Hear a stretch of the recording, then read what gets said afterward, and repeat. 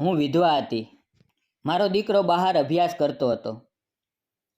તેથી હું મારા નોકર સાથે 4 વ્હીલ ગાડીમાં બેસીને તેને મળવા નીકળવી પડી. મારો દીકરો બહુ દૂર અભ્યાસ કરતો હોવાથી અમારે રાત્રે મુસાફરી કરવી પડી. પણ અચાનક રસ્તામાં અકસ્માત થયો અને રોડ સંપૂર્ણ બંધ થઈ ગયો. આવા સમયે મેં અને મારા નોકરે નજીકની હોટલમાં એક રૂમ ભાડે લીધો અને ત્યાં જ રોકાઈ ગયા. રાત ઘણી થઈ ગઈ હતી, પરંતુ મને ઊંઘ નહોતી આવી રહી. ત્યારે મારો નોકર મારી પાસે આવ્યો. તેણે મારો હાથ પકડ્યો અને પછી જે બન્યું એણે મને અંદરથી હચમચાવી નાખી. મિત્રો, આ એક કાલ્પનિક વાર્તા છે. પરિવાર અને સમાજને સંદેશ આપવાનો હેતુ છે કે મુશ્કેલ સમયમાં સહારો આપવો જોઈએ. મારું નામ અનિતા છે. મારી ઉંમર 35 વર્ષની છે અને હું નાના શહેરમાં રહું છું. મારા પતિ એક મોટી કંપનીમાં કામ કરતા હતા અને અમારા લગ્નને લગભગ 14 વર્ષ થઈ ગયા હતા અને અમારે એક સુંદર દીકરો થયો હતો. તેનો અભ્યાસ સારો થાય તે માટે અમે તેને હોસ્ટેલમાં રાખ્યો. મારા પતિ ખૂબ જ મહેનતુ હતા અને ઓફિસમાં તેની ઉપર કામનું ઘણું દબાણ હતું. એ જ કારણે તેમને હાર્ટ એટેક આવ્યો અને હોસ્પિટલ લઈ ગયા, પણ સારવાર દરમિયાન તેનું અવસાન થઈ ગયું. તેણે મને જીવનના મધ્યમાં એકદમ એકલી છોડી દીધી. ઘરની આર્થિક સ્થિતિ ઠીક હતી, કારણ કે મારા પતિએ બેંકમાં પૈસા બચાવ્યા હતા. અમારી પાસે મોટો બંગલો હતો. ઘરની આગળ સુંદર બગીચો હતો અને અમારું ઘર ખેતીવાડી વિસ્તારમાં હતું. પરંતુ આ બધું હોવા છતાં હું પોતાને બહુ એકલી અને ઉદાસ અનુભવતી હતી. મારો દીકરો હોસ્ટેલમાં હતો અને ઘરમાં કામ કરનાર કોઈ નહોતું. એટલે મેં વિચાર્યું કે કોઈ કામદાર રાખું, જેથી ઘરનું કામ થઈ શકે. મેં મારી કેટલીય સખીઓને કહ્યું કે જો કોઈ સારો કામદાર મળે તો જણાવજે, કેમ કે ઘરનું બધું કામ મારાથી થતું નથી. 2-3 દિવસ પછી મારી એક સખીનો ફોન આવ્યો. તેણે કહ્યું કે એક કામદાર છે જે 36-37 વર્ષનો છે, પણ ખૂબ ઈમાનદાર છે અને કોઈ પણ કામની અંદર ઇનકાર નથી કરતો, પરંતુ તેને રહેવા માટે જગ્યા આપવી પડશે. મેં કહ્યું ઠીક છે, તેને મારું સરનામું આપી દેજે. ત્રીજે દિવસે તે મારા ઘરે આવ્યો. મેં દરવાજો ખોલ્યો તો સામે એક માણસ ઊભો હતો. સાફ સુથરો અને તે સારો લાગતો હતો. મેં પૂછ્યું, કોનું કામ છે? તો તેણે કહ્યું, મારે કુસુમ મેડમને મળવું છે. મેં કહ્યું, હું જ કુસુમ છું. ત્યારે તેણે કહ્યું, તમારી સખીએ મને અહીંયા મોકલ્યો છે અને વધારે કહ્યું કે તમારે કામ માટે માણસ જોઈએ છે.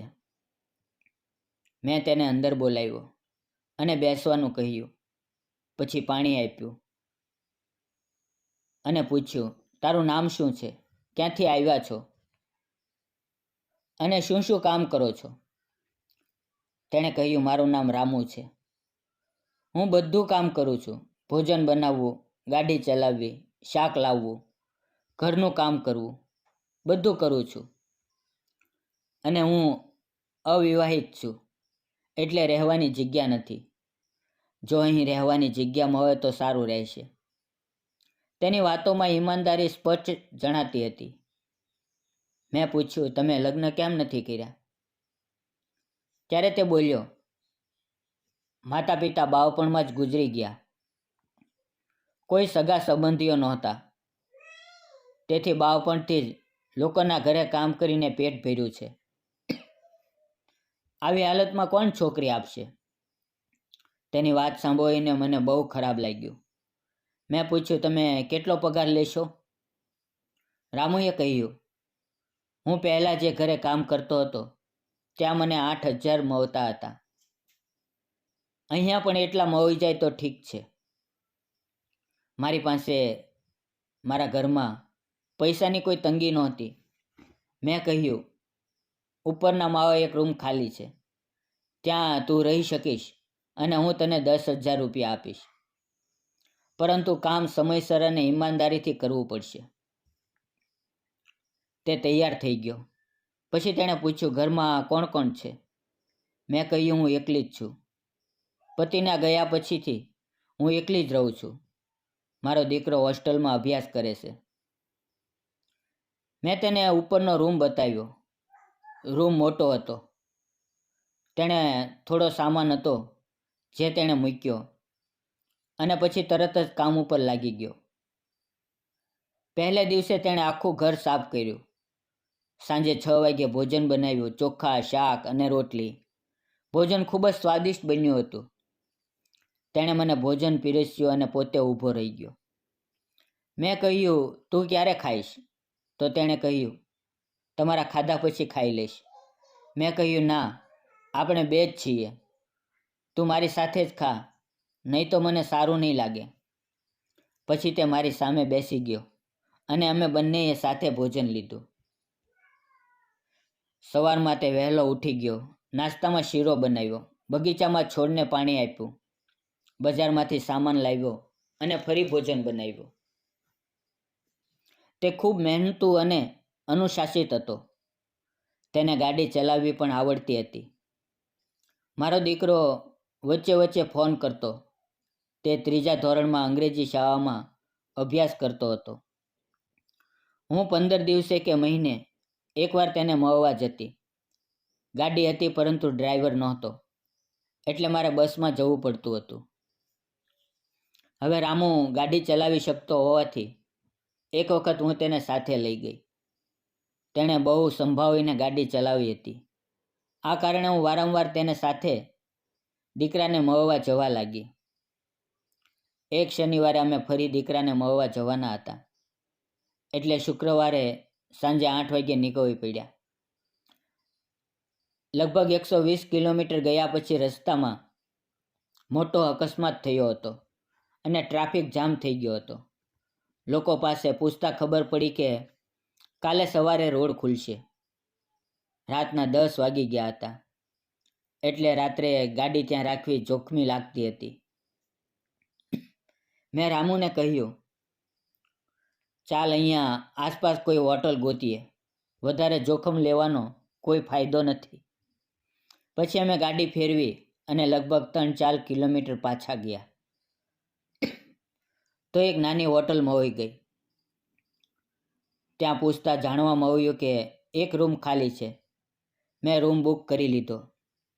મનમાં આવ્યું કે રામુને કારમાં સૂવાનું કહું, પરંતુ બહાર ભારે વરસાદ હતો, તેથી એવું કહેવું યોગ્ય નહોતું લાગતું. મેં થોડો સામાન રૂમમાં મૂક્યો અને રામુ પણ સાથે આવ્યો. તેણે કહ્યું, મેડમ, તમે સૂઈ જાઓ, હું કારમાં સૂઈ જઈશ. પરંતુ મારું મન તેને કારમાં સુવડાવવા તૈયાર નહોતું. મેં કહ્યું, રામુ, તું કારમાં નહીં, અહીંયા સોફા પર સૂઈ જા. તે બોલ્યો, ઠીક છે મેડમ. રૂમ સારો હતો. મોટું બેડ હતું, સોફા સેટ હતો અને જોડે બાથરૂમ ટોયલેટ પણ હતું. હું બેડ પર બેસી ગઈ અને રામુ સોફા પર બેસી ગયો. થોડા સમય પછી મેં હોટલમાં રિસેપ્શન પર ફોન કરીને ભોજન મંગાવ્યું. રામુ જોઈ રહ્યો હતો, પરંતુ મેં તેના માટે પણ ભોજન મંગાવ્યું હતું. અમે બંનેએ સાથે ભોજન લીધું. પછી વેઇટર વાસણ લઈ ગયો. રાતના 11 વાગી ગયા હતા. હવે ઊંઘ લેવી જરૂરી હતી, કેમ કે સવારમાં વહેલા નીકળવાનું હતું. હું બેડ પર સૂઈ ગઈ અને રામુ સોફા પર સૂઈ ગયો. માત્ર એક જ ચાદર હતી, જે મેં ઓઢી લીધી. વરસાદને કારણે હળવી ઠંડી લાગતી હતી, પણ રામુ ગાદલા વગર અને ચાદર વગર પણ ઊંઘી ગયો. મને ઊંઘ નહોતી આવી રહી. હું વારંવાર પથારીમાં ફરતી હતી. રાતના 12 વાગી ગયા, પણ ઊંઘ નહોતી આવી.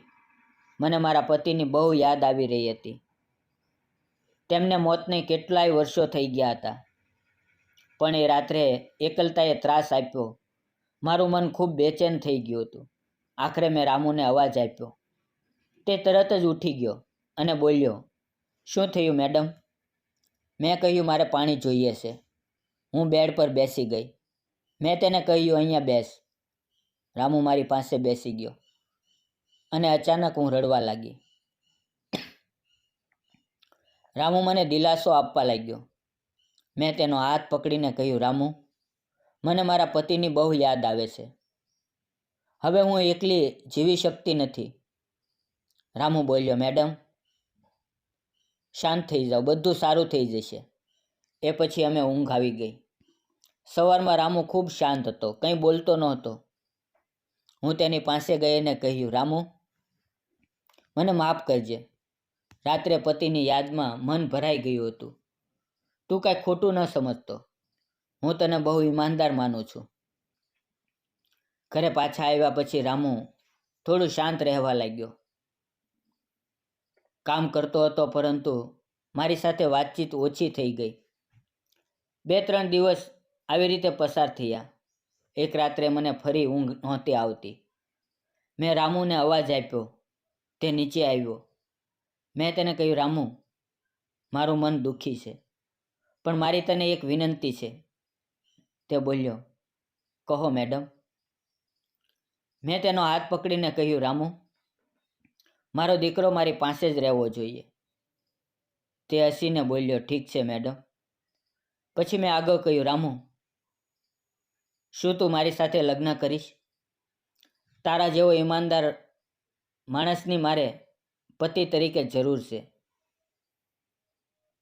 તે ક્યારેય મારો ફાયદો ઉઠાવ્યો નથી. તું બહુ સારો છે. તું મારા દીકરાને પણ બહુ પ્રેમ કરા છો. મને વિશ્વાસ છે કે તું સારો પતિ સાબિત થઈશ." રામુની આંખોમાં આંસુ આવી ગયા. હવે મારા જીવનમાં ફરી પ્રેમ ફૂટી નીકળ્યો. બીજે દિવસે અમે દીકરાની શાળામાં જઈને ટ્રાન્સફર સર્ટિફિકેટ લીધું અને તેને નજીકની શાળામાં દાખલ કરાવ્યો. જ્યારે મેં દીકરાને પૂછ્યું, "આ તને પપ્પા તરીકે ગમે છે?" તો તે બોલ્યો, "હા, એમનો સ્વભાવ બહુ સારો છે." પછી અમે બંને મંદિરમાં જઈને લગ્ન કર્યા. આજે અમે ત્રણે ખૂબ ખુશ છીએ. મારા દીકરાને પિતા મળ્યા, રામુને પત્ની અને દીકરો મળ્યો, અને મને ફરી સહારો મળ્યો. હવે હું તેને પ્રેમથી આવો જાઓ કહીને બોલું છું, અને બંને મળીને બધું કામ કરીએ છીએ અને ખૂબ ખુશ છીએ. મિત્રો, મેં રામુ જેવા ઈમાનદાર માણસ સાથે લગ્ન કર્યા. શું મેં સાચું કર્યું? ક્યારેક એકલતાનો ભાર બહુ ઊંડો હોય છે. તેને હળવો કરવા માટે કોઈ હોવું જોઈએ, અને એ જ જીવન બદલી નાખે છે. પ્રેમ એવી લાગણી છે જે ઉંમર, સંબંધ, વર્ગ અને સમાજની બાંધછોડથી ઉપર હોય છે. દિલનો સંબંધ સાચો હોય છે. ભૂલો થાય છે, પણ એમાંથી જ નવી શરૂઆત થાય છે. જ્યાં મન પવિત્ર હોય અને સંબંધ ઈમાનદાર હોય, ત્યાં પ્રેમ પાપ નથી. એ જ સાચું સુખ છે. મિત્રો, વિડીયો પસંદ આવ્યો તો વિડીયોને લાઇક, ચેનલને સબસ્ક્રાઈબ કરવાનું ભૂલશો નહીં. ફરી મળશું આવતીકાલે એક નવા વિડીયોની અંદર. ત્યાં સુધી આવજો. વિડીયો પૂરો જોવા બદલ આપ સૌ મિત્રોનો ખૂબ ખૂબ ધન્યવાદ મિત્રો.